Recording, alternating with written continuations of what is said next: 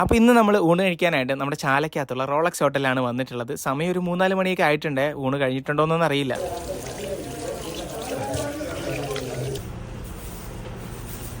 Rolex ചോറ് കഴിഞ്ഞാട്ടോ, ചോറ് ഇന്നിപ്പോൾ കഴിഞ്ഞു. ഇങ്ങനെയുള്ള അപ്പം, കപ്പ അങ്ങനെയുള്ള ഐറ്റംസൊക്കെയാണ്.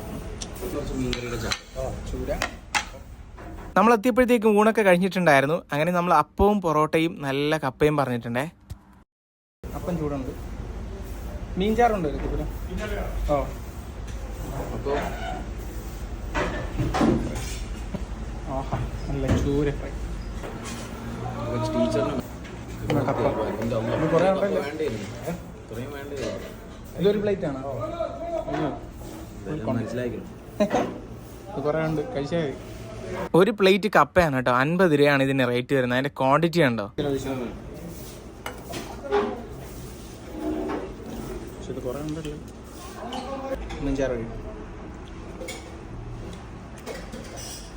ചോദിച്ചു കുഴപ്പമില്ല.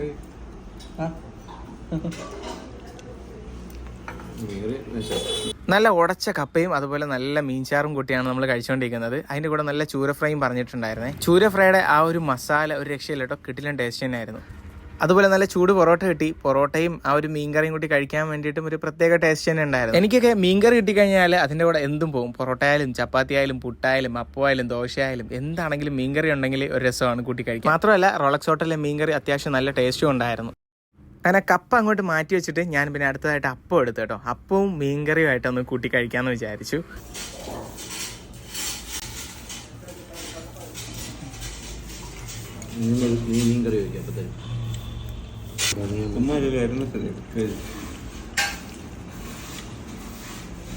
മീൻകറിയും പൊറോട്ടയൊക്കെ നമ്മൾ വീണ്ടും എക്സ്ട്രാ കുറച്ചുകൂടെ വാങ്ങിച്ചിട്ടുണ്ടായിരുന്നേ.